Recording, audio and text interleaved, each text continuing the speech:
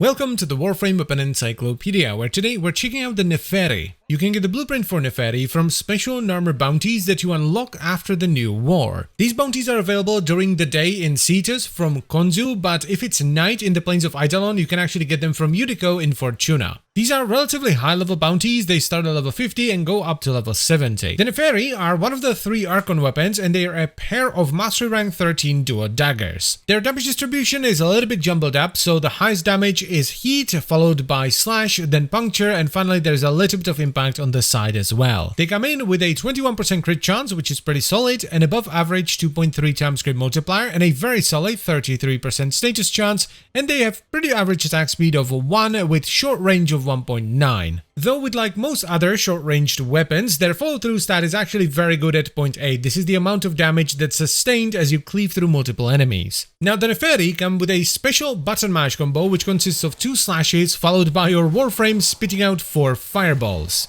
The fireballs do 50% of the weapon's damage, they have the same crit and status stats, and they have a range of 19 meters. On top of that, they have a forced impact proc on them, they have infinite body punch through, and they can proc other elements you have modded on the weapon. The downside here is that they don't proc shattering impact, which is a bit of a bummer, and they also don't build your combo counter. Now, as far as the build goes, I find it best to just focus the weapon on a vital/hybrid. So we have condition overload for damage, Blood Rush to scale our crit chance based on our combo counter, Organ Shatter for crit damage, Weeping Wounds to scale our status based on our combo counter, then Buskill to elevate slash above all other damage types, followed by Berserker Fury for attack speed, and then we have Virulent Scourge and Vicious Frost for vital. Though it is also viable to focus on vital and heat instead. The damage the weapon can pull out is actually very solid. You can easily take it into Steel Path and you should have no issues there. The jumbled damage distribution actually works in the Neferi's favor because it supercharges your condition overload. Because with just a handful of swings, you're gonna proc vital, slash, heat, puncture, and impact in most cases on most enemies, giving you 5 status effects to scale your condition overload with. Honestly, the only disappointing thing about this weapon are the fireballs. They just don't do that much damage,